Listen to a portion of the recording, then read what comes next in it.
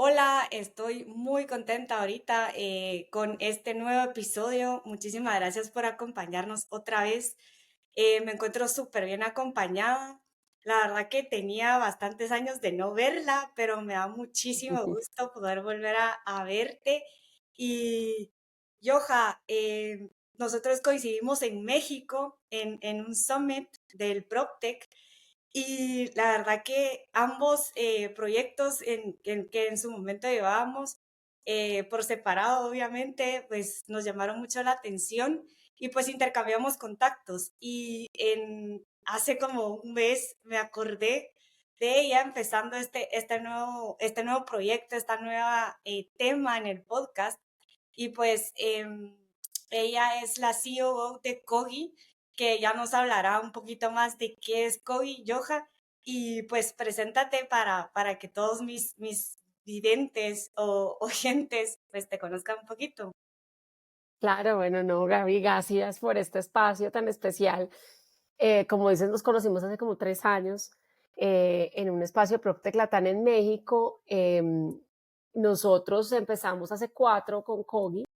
Yo vengo del sector financiero, trabajé muchos años, 20 años en el sector, y conocía pues como toda la incidencia de todo el tema hipotecario dentro del sector financiero, y tuve pues un encuentro con un amigo de la vida que es Juan Díaz y su esposa Olga Orozco, y como en esa situación que ellos estaban comprando una casa y empezaron a enfrentar como todas las fricciones que hay Ujú, en comprar una casa y en todas las complicaciones que desde el sector financiero tenemos, pues, o se tienen por también a veces supuesto. para atender los clientes.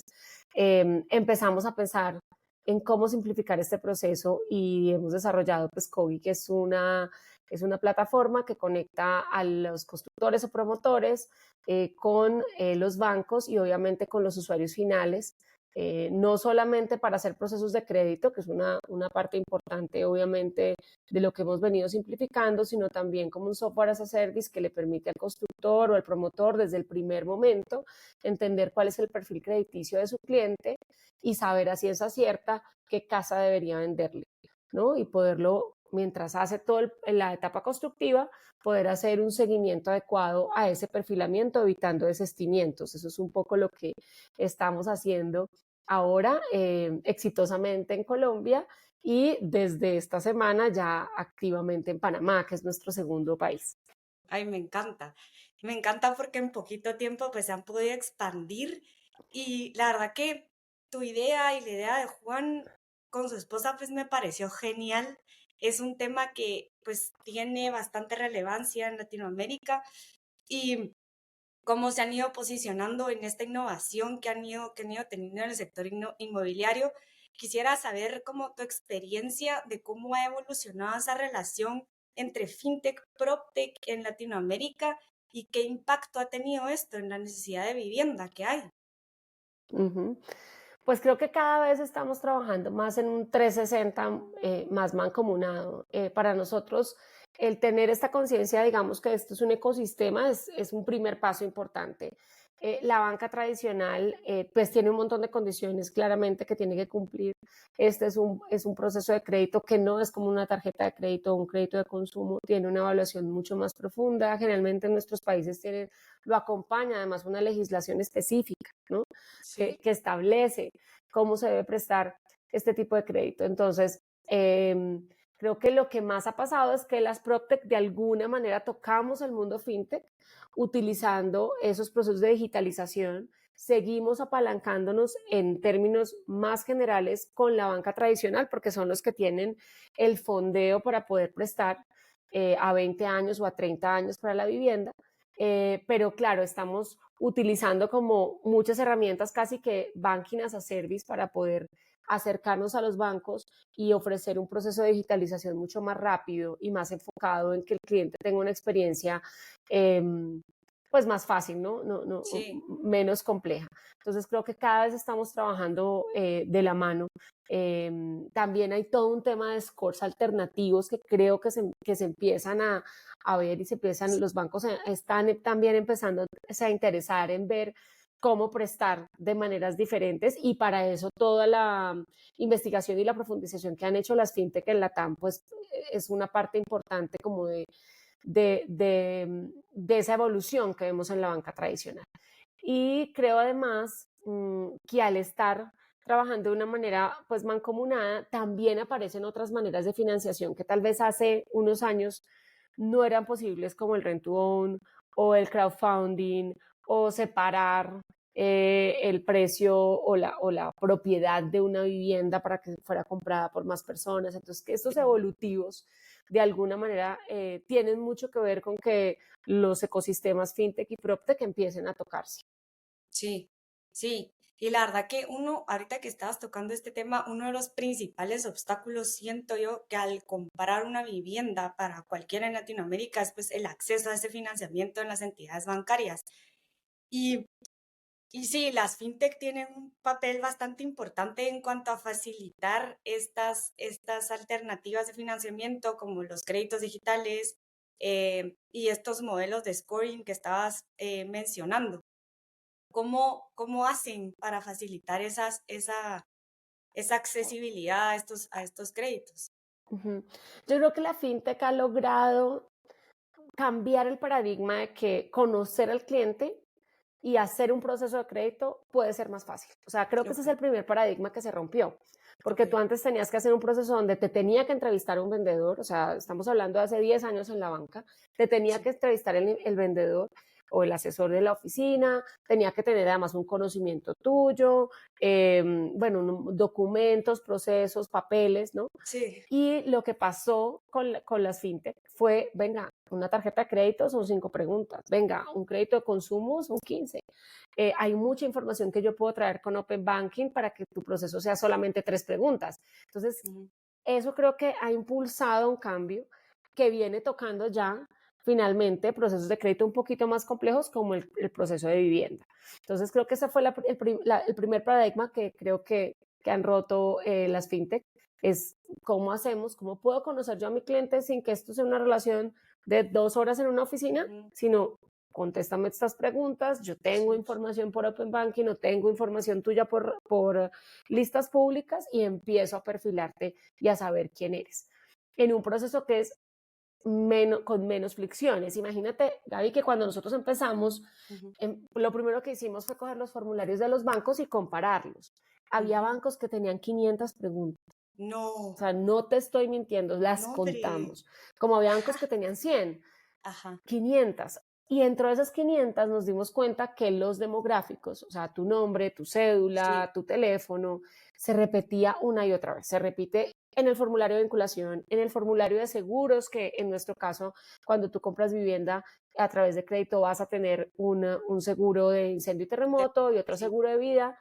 Se repite tu nombre N veces, tu teléfono N veces. Y sí, todo eso son fricciones. Si tú haces un proceso digitalizado, tú vas a tener tu nombre una sola vez que ponerlo y ya toda la información o directamente en el CRM del banco o la aseguradora o directamente en los procesos que tengas que tener, pues ya hay interfaces que o te lo vuelven un PDF del formulario que ujú, necesitas o te crea directamente el cliente en tu CRM. Entonces ya solamente eso, saber que tú alivianaste esas preguntas en las que eras reiterativo simplemente por cumplir condiciones, sí, claramente es un avance en el proceso. Y creo que ahí es de los temas en los que el proceso de las fintech, de pensarlo fácil, pensarlo diferente, viene sumando y mejorando cada vez más la experiencia para los compradores de vivienda. ok. Y en cuanto a esta experiencia, me parece interesantísimo el que agarraran cada uno de los bancos y vieran los formularios. ¿Cómo fue o sea, que los bancos fueron tan, o sea, no sé si es como el sistema bancario de Colombia o qué es, porque en Latam, o sea, el sistema bancario es súper cerrado y no siempre es tan abierto con las fintech como para compartir información o quererse sumar al proyecto fintech. Entonces, Ujú. ¿cómo hicieron ustedes o qué diferencias ves entre la banca Latam y la banca específicamente de Colombia, que fue donde ustedes abrieron mercado? Claro. Bueno, hay una cosa en la banca colombiana que nace de una situación triste, pero que es muy positiva. La banca en Ujú, Colombia creo que por todo el tema de narcotráfico, es una banca que cumple mucho más, o sea, le ha tocado estar a la vanguardia en el cumplimiento de Sí, normas, sí, por ¿no? supuesto. Entonces, pues nosotros estamos en Basilea ya 3, o sea, de verdad, hay todo un esfuerzo del sistema bancario colombiano Ujú, de hacer parte del sistema bancario internacional. Entonces, hay mucho juicio con el cumplimiento de normas y esto permite de alguna manera que también pasen muchas cosas como que el Open Banking, que es una norma ya en Colombia, pues se desarrolló muy rápido, ¿no? Digamos que hemos avanzado, tal vez no tan rápido como en Brasil, pero pues digamos que hemos podido avanzar sobre esas normas. Eso ya de alguna manera pues marca un diferencial. Siento que también la pandemia en Colombia, como Colombia se guardó, no pasó ujú, en todos los países, pero Colombia ujú, sí hizo un lockdown total. Nosotros no salíamos, teníamos que tener un salvoconducto para salir. Pues ujú. ir al banco, pues era casi que, o sea, era bastante difícil. En ese momento creíamos que el COVID era como el ébola, entonces, Sí. pues la gente estaba muy asustada y eso obligó a la banca a decir, venga, ¿qué está pasando en el mundo? ¿Qué han hecho las fintech? ¿Qué están haciendo otros procesos? Ujú, Acelerémonos, porque ujú, necesitamos empezar un proceso de digitalización. Y eso hizo de alguna manera que los bancos salieran a apostarle a algunas fintech, salieran de hecho han comprado o han invertido directamente en startups con diferentes focos, un poco para entender cómo al interior de los mismos bancos empiezan a acelerar sus procesos. Entonces creo que esas cosas se juntaron de alguna manera. Nosotros íbamos en principio a la oficina a mirar el formulario, ven, déjame, yo quiero ajá, pedir un crédito de vivienda, me dan el ajá, formulario, ok. empezamos a revisar las páginas, qué bancos tenían procesos digitales, qué bancos no tenían procesos digitales, y Ujú, empezamos haciendo un proceso que era bastante manual con algunos de los bancos cuando cerramos los primeros convenios. Entonces, te puedo decir que yo al principio en alguno de los bancos radicaba en una oficina, o sea, me activaron una oficina y me dijeron, bueno, voy a radicar tus créditos allá. Entonces, al principio, bueno, yo necesito formularios. Entonces, nosotros, ¿qué hicimos? Desarrollamos una interfase que volvía nuestro formulario digital, el PDF con el formato que quería el banco. Ese fue nuestro primer paso. Y ok. luego ya, ven, pero, oye, ¿y por qué puedes hacer esto tan rápido? ¿Por qué puedes radicar más clientes? Sí. No, sí, pues porque tengo esta interfase. Bueno, esto va para hacerte el cuento largo, corto, que en Ujú, este momento yo con bancos que duraban en una respuesta 20, 25 días, porque es un ajá, cliente que necesita documentos, revisiones, en este ujú, momento puedo tener respuesta en 6 días. Y wow. el cliente que tiene el perfil que al banco le Ujú, gusta, me pueden ujú, contestar inmediatamente o en 20 minutos. Entonces, claro, ok. esto ha sido un gap de 4 años de trabajar, desarrollar APIs con el banco, revisar cómo podemos ser radicadores del banco de una manera real dentro de su CRM, Sí, ¿no? Y ha sido bastante interesante. La banca, pues unos más que otros, están abiertos como a ese cambio y a aprender como de los desarrollos en una startup siempre son mucho más rápidos, los bancos son organizaciones muy grandes, sí, entonces moverlas, está siempre un área oficial de cumplimiento que está revisando si todo cumple o no cumple, entonces claro, eso hace que el proceso sea un poco más largo, pero soñamos con que esto lo podamos llevar a otros lugares y que esta experiencia que hemos podido tener en Colombia en cuanto a conexión y en entender que el negocio es tan importante y tan grande, eh, que nosotros no queremos ser los dueños de todo el negocio, queremos ser facilitadores de tecnología para que la banca haga mejor su trabajo, para que los constructores o promotores también hagan mejor su trabajo y más barato para que haya más casas y al final que el cliente final tenga un sí, proceso con menos fricciones y pues que llegue a tener su casa. Eso es lo que todos soñamos. sí, totalmente. ¿Y ustedes tienen alguna, como hablaste de APIs, Ujú. esto es como una conexión, para los que no saben, es una Ah, conexión sí. entre dos plataformas? ¿Y cómo hicieron ustedes como para decir, bueno, agarraron los scoring del banco tradicionales? ¿Cómo hacen como para empatar esa aprobación de ese crédito? Porque pues obviamente cada banco creo que tiene su scoring Ujú. o no sé cómo lo trabajan en Claro, Colombia, claro. pero ¿cómo Sí, hicieron? bueno, entonces cada banco tiene su score de iniciación y tiene sus reglas establecidas. Esas reglas van cambiando y van transformándose dependiendo del apetito de riesgo que tenga el banco. Ujú, Nosotros, ¿qué hicimos? Nuestra plataforma lo que hace es como trabajar en bandas.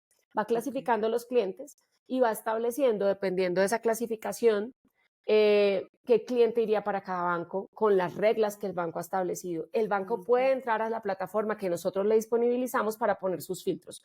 Yo atiendo solo empleados o yo atiendo independientes que tengan estas características o empleados que tengan más de 6 meses trabajando. Pues, o score de iniciación de 500, otro de 600, otro de 700.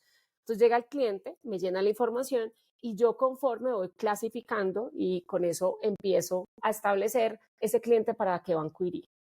Pero además, después de 4 años de respuestas de crédito, ya desarrollamos un modelo de predicción donde con las variables de respuesta de los bancos y digamos que la información que también la constructora o el promotor empieza a darnos sobre su proyecto, sobre quién se lo compra, dónde está, estamos empezando a sacar como un modelo predictivo. Soñamos con que sea ya tan sin fricciones que yo le pueda decir al cliente, venga, usted tiene este porcentaje de aprobación dependiendo del banco, y ya en nuestros países, y en esto hay como mucho temor que es más que un comparativo de tasas. Realmente lo que yo veo son clientes que están más bien enredados y necesitan ver quién les aprueba el crédito. Ok. Entonces, nuestro objetivo con esto es que el cliente tenga menos flexiones, que el constructor tenga muy organizada la información y sepa cuáles son los bancos que están acompañando ese tipo de proyecto con ese tipo de clientes, porque cada proyecto tú sabes que es diferente, dependiendo de dónde esté, la ciudad, las características, los metros cuadrados, en fin. Entonces, cada vez como que esto sea un poquito con una filigrana de datos, que al final creo que nuestro negocio se ha convertido en eso, se ha convertido, cada vez va migrando más a un negocio en el que la data está generando una información poderosa para Sí, ahorrar tiempos, ¿no? sí, Y para, y totalmente. para cambiar, y para cambiar. Sí, Nosotros soñamos con cambiar cosas, porque, claro, igual sabemos que el banco es el que lo tiene que cambiar porque es el que tiene la plata para prestar, pero, sí. pero que nosotros podamos hacer ese awareness de, óyeme, esto lo contamos mucho con Juan en los espacios. Una Ujú. persona, un hombre de 35 años con una moto, tendrá más posibilidades de aprobación de crédito que una mujer con 35 años con un hijo, de crédito hipotecario estamos hablando. Ok, Y ok. si yo mirara el comportamiento de riesgo, puede ser que el comportamiento de riesgo de esta persona con 35 años y con una moto sea más alto que Sí, de la mujer con 35 años y con un hijo, pero el ingreso disponible de ella es menor porque tiene una persona a cargo. sí. Entonces, esas son las cosas que tenemos que impulsar el cambio en Latinoamérica, porque ahí tenemos, en Colombia específicamente, en este momento hay más mujeres jefas de hogar Ujú. que hombres. Ok. Entonces, pues esto es todo un tema social súper importante que tenemos que ir acompañado de esa modernización y es lo que nosotros queremos, ¿no? No reemplazar a los bancos, sino ayudarlos a que tengan una visión tal vez más clara de lo que está pasando y más rápida, ¿no? Con un cambio un Sí, poco más rápido. sí, sí, sí. Yo creo que esto de la digitalización va como a pasos agigantados y creo que no alcanzamos ni banca, ni fintech, ni proptech como el llevarle el paso, pero viendo todo este cambio y cómo las personas como buscan, eligen y financian esta compra de un hogar, ¿qué herramientas crees tú que han ido como mejorando? Aparte de, yo sé que Cogí tiene todo esto que ya nos has estado hablando, como de mejorar en el scoring y de cómo te eligen y de qué banco, pero ¿qué otras herramientas están haciendo como este proceso más fácil y Ujú. más eficiente a la hora de adquirir una vivienda? Yo creo que hay varias, o sea, no solamente es, digamos que todo este tema financiero, sino también un tema de cómo le vendes a tu cliente. O sea, un Ajá, constructor antes tenía salas de venta, tenía que hacer un apartamento sí, modelo. ajá, Cada vez ya hay más ventas mucho más digitales.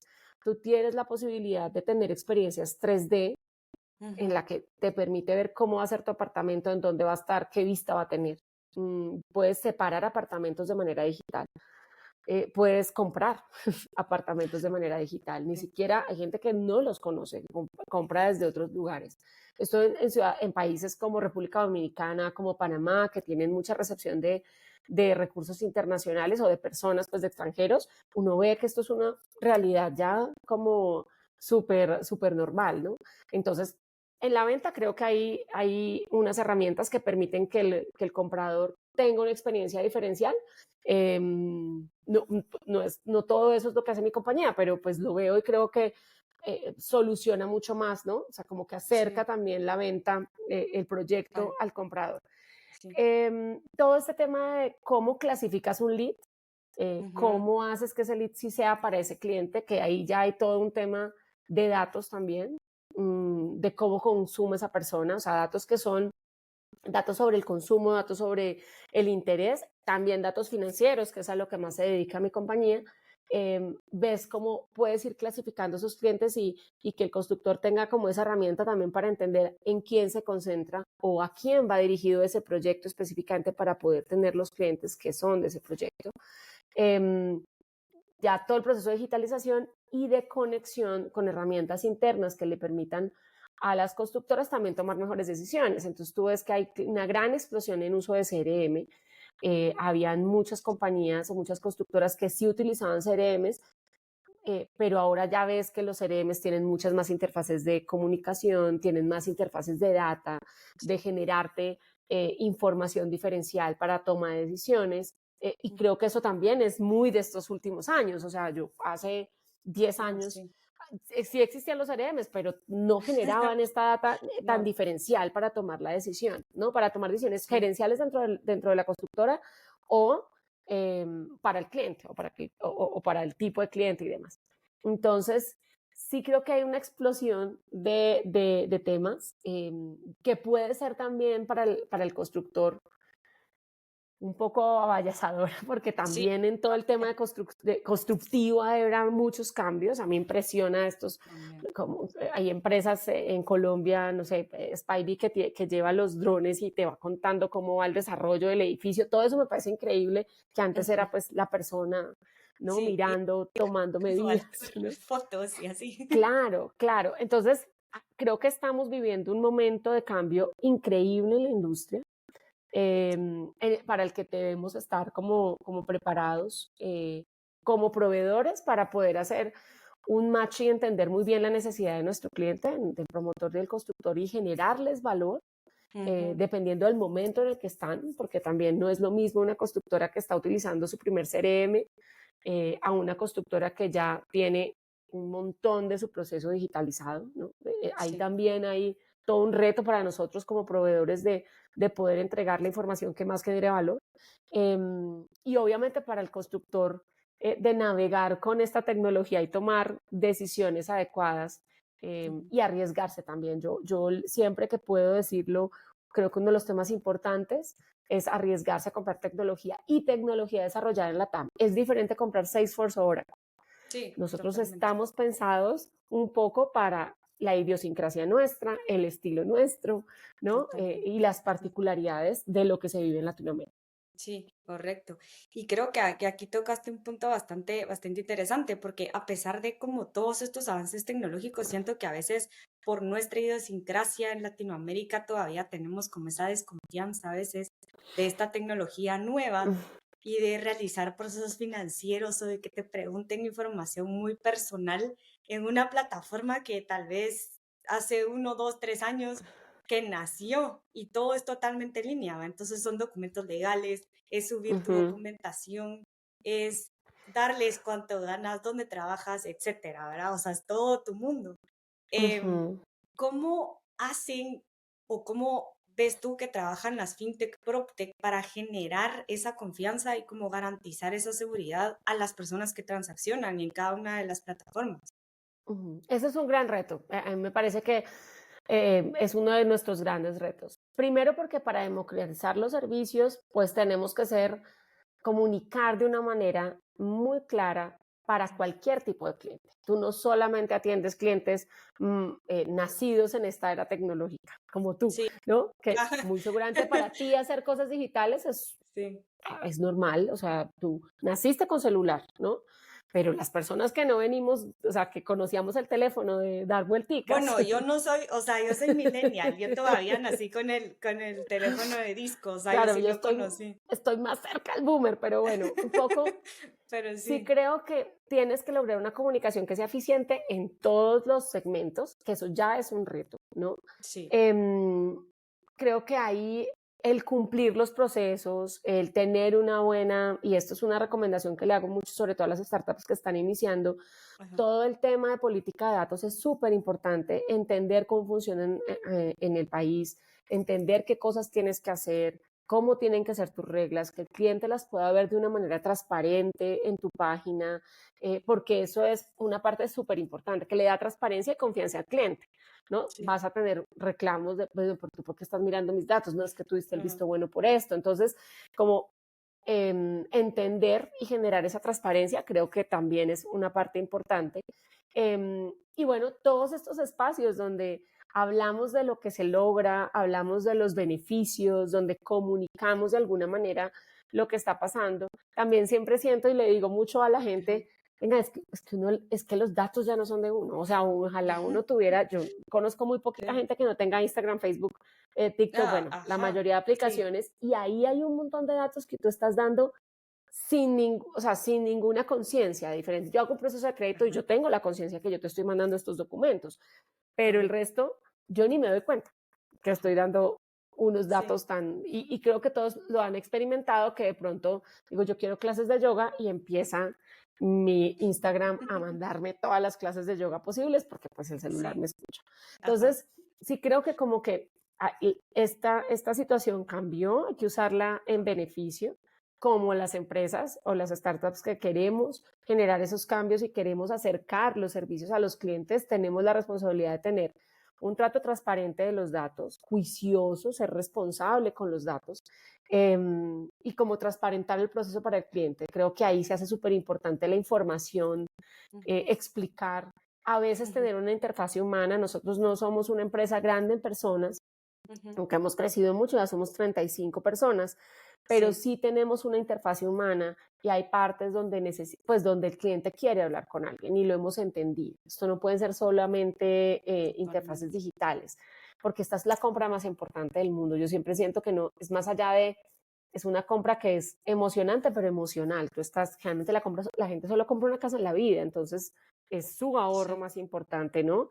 Entonces, el tener la posibilidad de que alguien le explique, pues también es totalmente, parte de lo que vamos acompañando para que el proceso cada vez sea con más calma. Y que la banca tradicional también haya activado la digitalización, pues también nos ayuda a nosotros. Por eso hay que pensarlo siempre como ecosistema. Yo creo que uno de los grandes sí, llamados es, este es un negocio grande donde tenemos solo en la TAM 150 millones de personas que no tienen vivienda. sí, Entonces es que, tenemos un objetivo mucho más grande, como dice Juan Díaz, mi socio, esto es sí, como hablar del cambio climático. No es como, ay, ¿yo qué más hago para el cambio climático? Eso no, y tú no vas a lograrlo. No, es venga, ujú, sumemos todos porque el cambio climático se nos vino encima. Es lo mismo.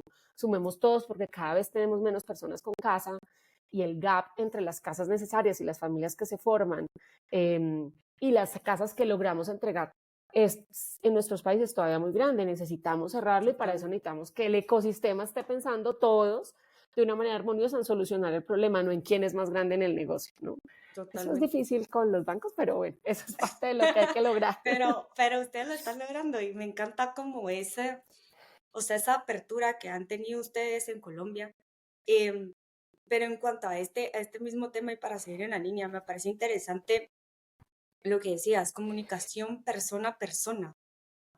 A nosotros personalmente en el proyecto que tú conoces, que no voy a ahondar mucho en esto, que no estamos hablando de él, Ujú, sí tenemos que tener esa comunicación porque pues obviamente son personas que no viven en el país de origen y ujú. necesitan tener esa información y quieren estar seguros, ¿verdad? Eh, ustedes como colombianos también tienen paisanos que viven en Estados Unidos que compran a través de ustedes.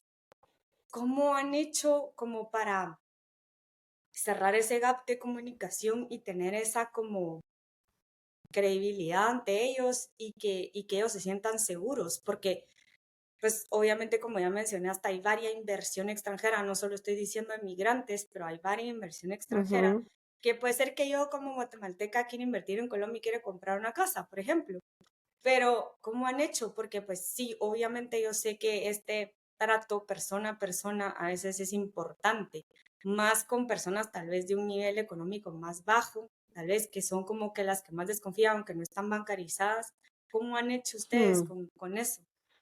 Bueno, primero, y creo que esto es un cambio de paradigma para nosotros, o como nosotros asumimos este reto, Ujú. nosotros no somos una compañía B2C, nosotros somos una compañía B2B2C, es decir, Ajá, nuestro socio, nuestro aliado es la constructora. Nosotros estamos muy pensados en cómo fortalecemos al constructor. Entonces, para generar confianza, trabajamos mucho con el constructor, ok. en mandar comunicaciones conjuntas, en que ellos nos Mm, presenten, en que el vendedor conozca cuál es nuestra oferta, porque nosotros los mm, estamos acompañando al proceso de crédito. ok. Porque en últimas el que te vendió la casa es el que en el que realmente tú confías, o porque te la mostró, porque es el que te manda los informes y te dice cómo va el desarrollo de la obra, que ya se movieron tierras, que ya hicieron tal cosa, ¿no? Sí. Entonces, hemos abordado este tema de esa manera. Ujú, Sentimos que nosotros quisimos abordarlo, nosotros no somos especialistas en vivienda usada, nos llegan clientes de vivienda usada que también atendemos, pero realmente nuestro foco está en vivienda nueva, el 95% de nuestras operaciones sí. son de vivienda nueva, entonces sí trabajamos mucho de la mano de las constructoras, ¿no? Entendiendo y desarrollando herramientas para que el constructor se comunique mejor también, ¿no? Ahí estamos también en una Sí. iteración de comunicación con ellos. Eso es Ujú, un poco lo que hemos visto en nuestro camino para generar relaciones armoniosas y de confianza, pero claro que es un reto, o sea, decir lo contrario no, es un reto. Tú sabes que los bancos duran, muchos de los bancos con los que nosotros trabajamos llevan 100 años en el mercado, entonces pues claro, son muy reconocidos. Nosotros llevamos 4 años en el mercado, entonces hacer este proceso y que la gente confíe, pues también implica mucho de un trabajo, de ser también, no enamorarse del producto y ser crítico, entender cuando esto no lo estamos haciendo bien, tenemos que iterar, tenemos que cambiarlo, tenemos que ver cómo nos movilizamos con el cliente de manera diferente. ujú. Pero sí, eso es parte, una parte muy importante del reto. Sí, sí, sí. No, y creo que esa combinación y ese partnership que están haciendo ustedes con las marcas ya reconocidas, que tienen confianza, que tienen trayectoria, creo que es clave para un Mm. startup, para algo que se quiere como dar a conocer y generar esa confianza que pues obviamente una entidad bancaria y una constructora ya reconocida pues ya las tienen. Y viendo como ya a futuro, ¿a dónde crees que esta integración entre fintech, proptech va en los próximos años? Porque pues, ¿cuál es? No sé, o sea, yo lo veo Ujú. bastante rápido y bastante como, no nos vamos a poder ver a qué hora tenemos que cambiar o a qué hora tenemos que integrarnos más. ¿Cómo lo ves Ujú. tú? Lo veo muy parecido, o sea, yo siento que nosotros cada vez vamos a estar prestando más servicios a la banca, Ujú, vamos a estar más integrados, dando, digamos que siento que primero servicios de conexiones más rápidas, más fáciles, casi como banking as a service, como lo decía anteriormente.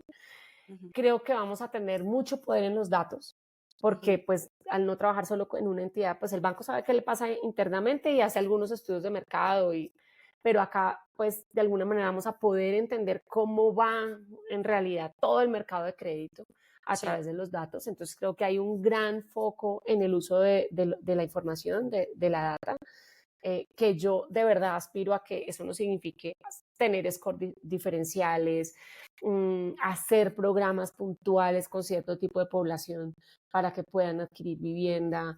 ujú. Bueno, ahí creo que el mundo es, o sea, el cielo es el Sí, límite, ¿no? sí. Mm, y también creo que en todo este proceso de integración van a salir más productos, o sea, creo que todavía hay mucho por explorar en el proceso PropTech. Entonces sí creo que van a estar naciendo como nuevos productos. Por ejemplo, yo no, acá ya hay empresas que hacen crowdfunding, pero para prestarle Ujú. a las constructoras. Ah, ok. Eh, Me parece interesante. Sí, Eh, pues toda esta manera nueva de comprar casa. Creo que la vivienda y como la hipoteca o el valor del inmueble o la documentación del inmueble también va a cambiar, la tokenización pues trae esto. como ese proceso en el que eso todavía para mí es difícil como entender ese cambio, pero yo creo que ese es un cambio que viene, ¿no? Sí, sí. Muy fuerte. Y para creo que para cada parte del proceso, pero es que el proceso hipotecario como siempre es largo, de vivienda siempre es largo, Sí, siento que van a haber muchas startups y muchas ideas integrando como soluciones, ¿no? Integrando soluciones. Creo que lo que más tenemos que estar es siempre con ese pensamiento de ecosistema, o sea, todos sumamos. Este es un tema totalmente, muy grande. totalmente. Sí, es Ujú. que si queremos abarcar como tanto, una sola empresa no lo va a poder hacer.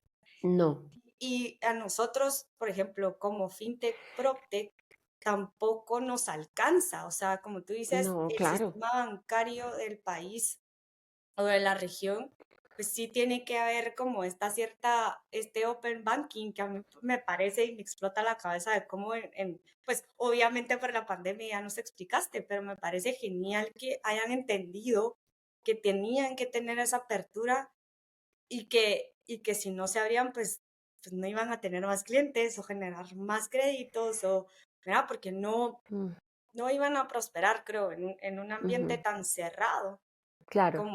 como era la pandemia, creo que no iban a prosperar. Y por último, no sé si quieras agregar algo o si ves alguna otra cosita que no hayamos hablado. Pues mira, yo creo que este es un momento importante económicamente para nuestros países, o sea, creo que siempre estamos como en desarrollo, Sí, mientras muchas tendencias de startups han ido cambiando en otros países o en otras latitudes, por ejemplo, el health tech que está también también.